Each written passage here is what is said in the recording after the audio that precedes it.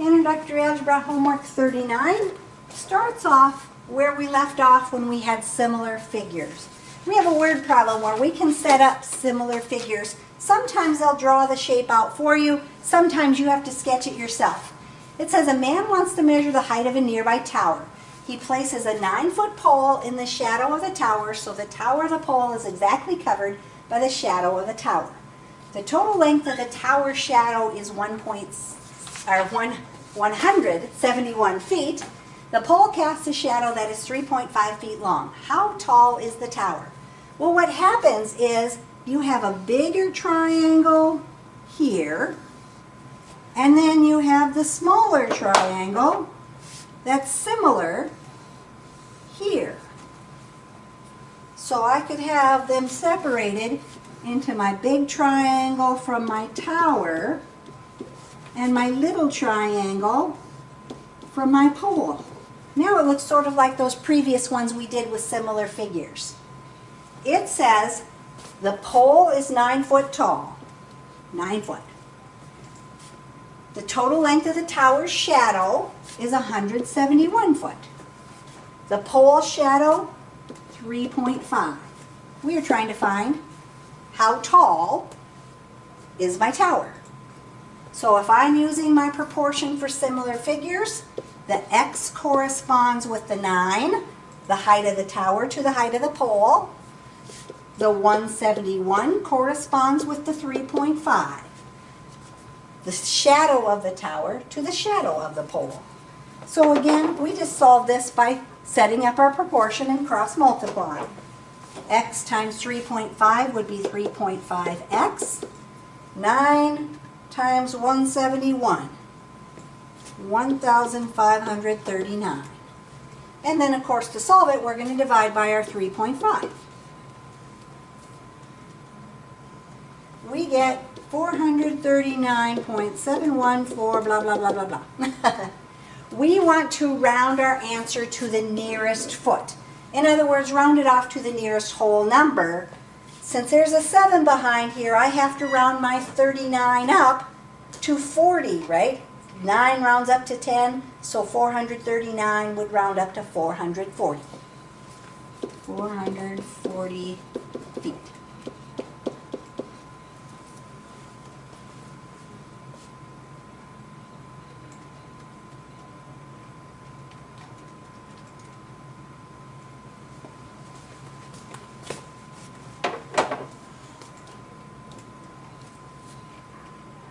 Number 2, they weren't nice this time and didn't draw the picture. But it says, a pole that is 3 meters tall casts a shadow that is 1.79 meters long. At the same time, a nearby building casts a shadow that is 41.25 meters long. How tall is the building? So if my sun was up here, and I have my building and the sun's rays coming down making a shadow, and I have my pole and my sun's coming down, I could draw it in the same spot, but it's going to make the shadow. And I've got my 2 similar figures kind of like on that previous one. My pole was 3 meters tall. It had a shadow of 1.79 meters. My building shadow is 41.25, and we want to know how tall is my building. So again, setting up my proportion, x over 3 is going to equal 41.25 over 1.79. Whoa, my board's going crazy on me. Let me move it back to where it belongs. 1.79. Now again, I have the height of the building to the height of the pole, shadow of the building to the shadow of the pole, so that things line up right. You could have, if you would have done the pole first, had the 3 over x and the 1.79 over the 41.25. It's going to end up working the same way as long as whatever shape you start with, you're consistent when you do your proportion. So again, we've got to solve this by cross multiplying. So we're going to get 1.79x equals 3 times 41.25. 3 times 41.25 is 123.75. We're going to divide by our 1.79 to solve this. And so we get 69.134, so forth. Again, we want to round it to the nearest meter, so we're going to round it to the nearest whole number. So we're going to say 69 meters. So my building's 69 meters, my pole's only 3 meters.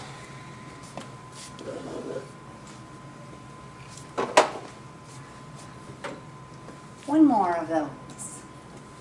Number 3. Number 3. It says, a man wants to measure the height of a nearby tower. He places a 9-foot pole in the shadow of the tower so that the shadow of the pole is exactly covered by the shadow of the tower. The distance between the pole and the tower is 176 foot.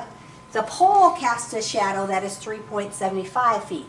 So, my pole is 9 feet.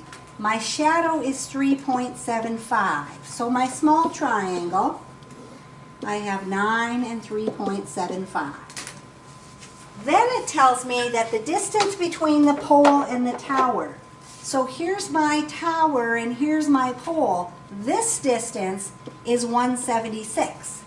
But when I do my triangle, I need the shadow of the tower. So I'm trying to find the tower. And how big is its shadow? Well, I have this 176, but I still have the 3.75 over here. Obviously, the figure is not drawn to scale. It says that here. But I would need to add those together and use 179.75 for the full length of the shadow of the tower. And so, x over 9 is going to equal 179.75 over 3.75. And now I have my proportion that I can solve. So cross multiplying, 3.75x is going to equal 179.75 times 9. 1617.75, 1617.75. Again, in order to solve that, we end up dividing by our 3.75. We get 431.4. We want to round it to the nearest foot, so we're just going to say 431 feet is how tall our tower is.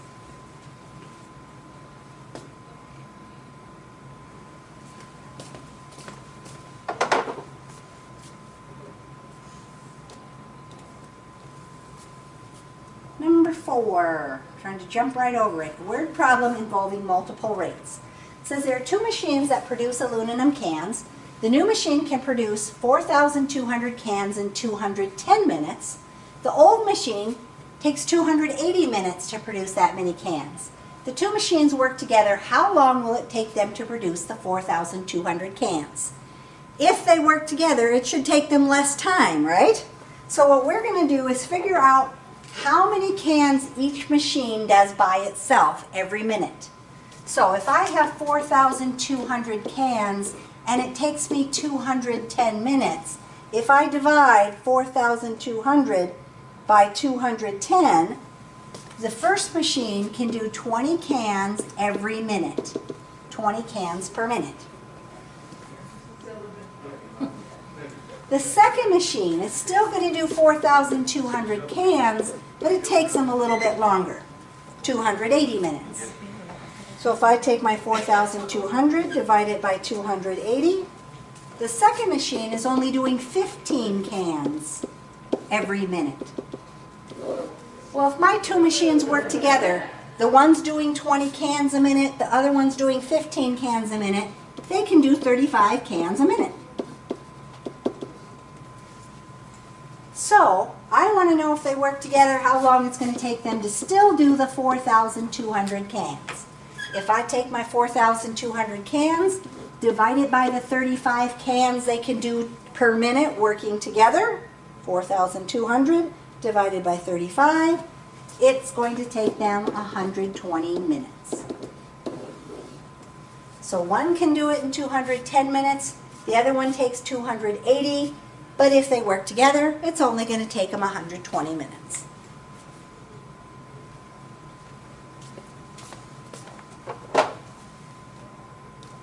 Number 5, same kind of thing.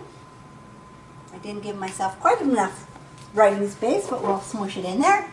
An aquarium tank can hold 5,400 liters of water. There are 2 pipes that can be used to fill the tank. The first pipe can do it in 90 minutes, so 5,400 divided by 90. 5,400 divided by 90 minutes means it's going to do 60 liters per minute. Second pipe can fill the tank in 60 minutes. So 5,400 divided by 60. If I take 5,400 and I divide it by 60, I get 90 liters per minute. So one pipe is pumping in 60 liters every minute. The second pipe is pumping in 90 liters every minute. If they work together, they can pump 150 liters every minute. So if I want to figure out, well, how long is it going to take to fill the tank? The tank is still 5,400 liters. I'm going to pump in water at a rate of 150 liters every minute. So 5,400 divided by 150 means it's only going to take me 36 minutes to get that tank all the way full with both pipes working.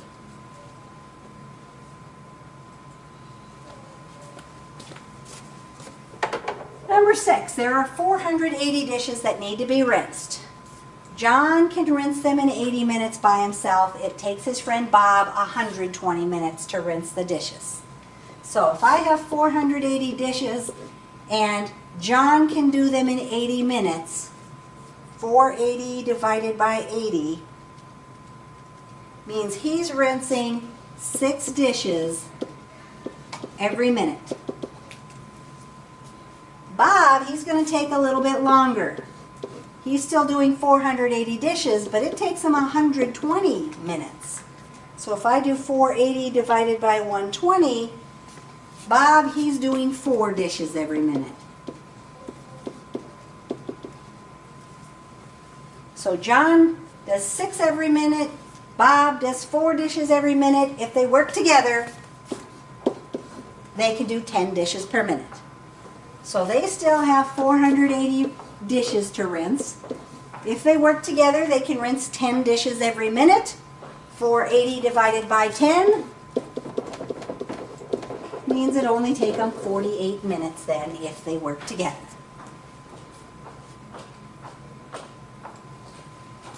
Seven, 8, and 9. Now it says word problems on direct variation. These are going to look really similar to those other word problems we did that they said word problems on solving a proportion, because they're the same thing. Direct variation means if one thing increases, the other thing also has to increase. Or if one thing decreases, the other thing has to decrease. I'm doing miles per hour. The more miles I drive, the more hours it's going to take me. These ones are going to tell you that they are direct variation, which tells me I'm going to set up a proportion to solve it. For a car moving at a constant speed, the distance traveled varies directly, means if one goes up, the other goes up, with the time spent driving. If such a car travels 210 miles in 3 hours, again, that's that same rate we were doing before, 210 miles in 3 hours. How many hours will it take to drive 700 miles? Notice I put my miles on top and my hours on the bottom because in my given rate, the miles were on top and the hours were on the bottom. So again, we solve our proportion just by cross multiplying. 210 times x, 210x, and 3 times 700, 2100. In this case, we'd go ahead and divide, and 2,100 divided by 210 happens to be 10. 10 hours. So I went more miles I also had to go more hours.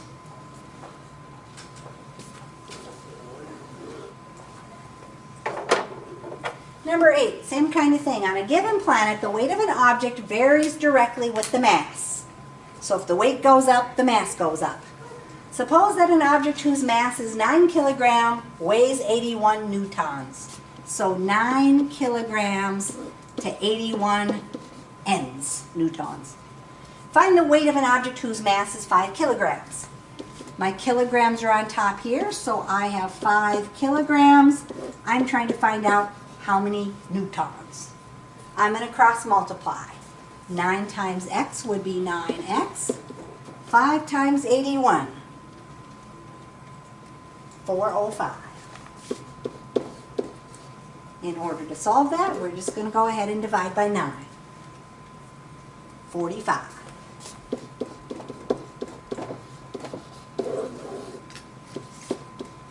So my kilograms went down, so did my weight.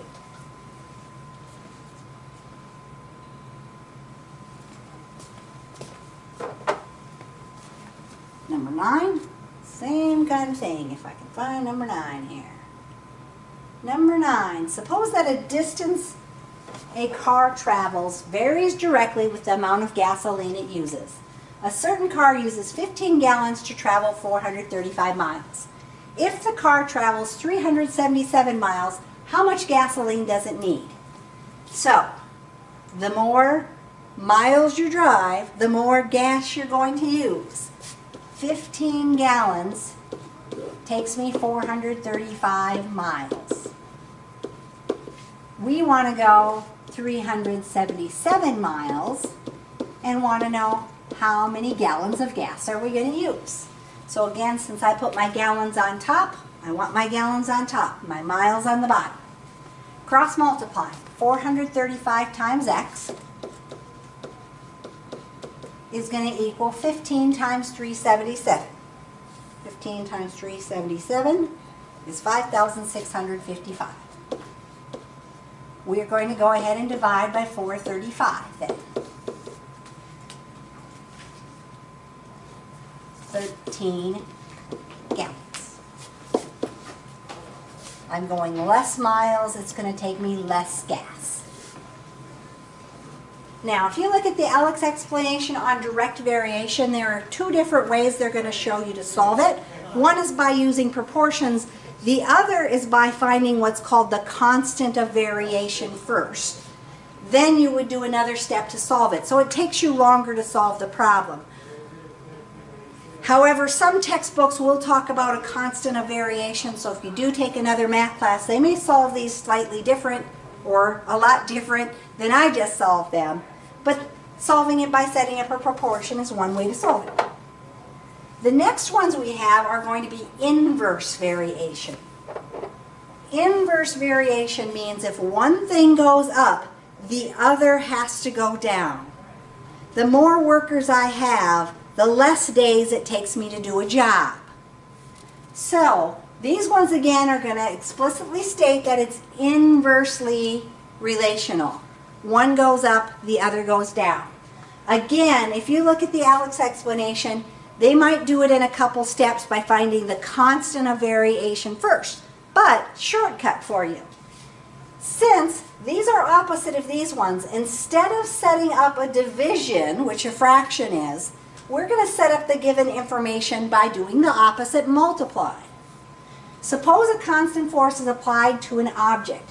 Newton's second law of motion states that the acceleration of the object varies inversely with its mass. So I'm going to take the acceleration times the mass of one thing to equal the acceleration times the mass of the other thing. So an object whose mass is 15 produces an acceleration of 5 meters per second squared. So 5 times 15 is going to equal the acceleration of another object produced by the same force is 3 meters per second squared. So I'm trying to find the acceleration times 3. So 5 times 15 is 75. A times 3 we could write as 3a. In order to find the mass then, all I have to do is divide by 3 75 divided by 3 is going to be 25 kilograms. So notice my acceleration went down, my mass had to go up. They go in opposite directions. So this is just a little shortcut you can do as opposed to finding the constant of variation first and then finding the answer to your problem.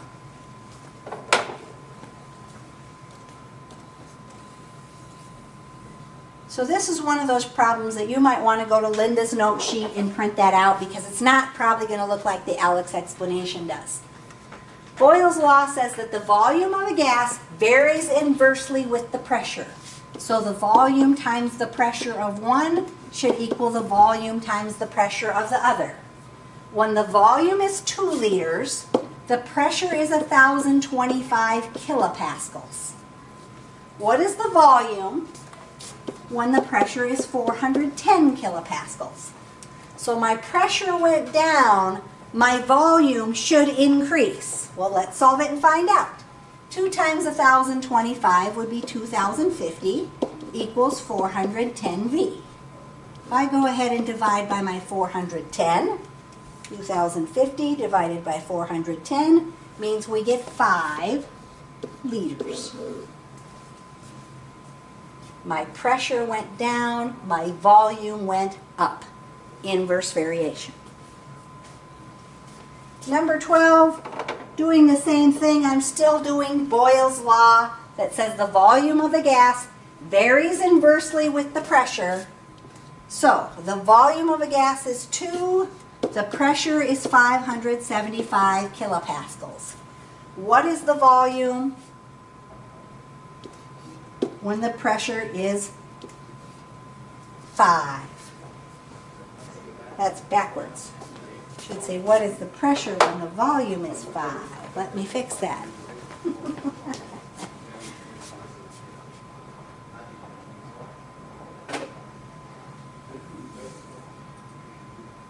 So,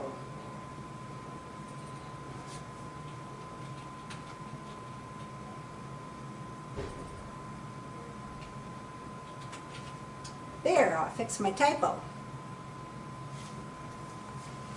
So again, we're just going to solve that. I'm going to take 2 times 575, 1,150. That's going to equal 5V. And if I go ahead and divide by my 5, I get 230 kilopascals. So my volume went up, my pressure went down, inverse variation.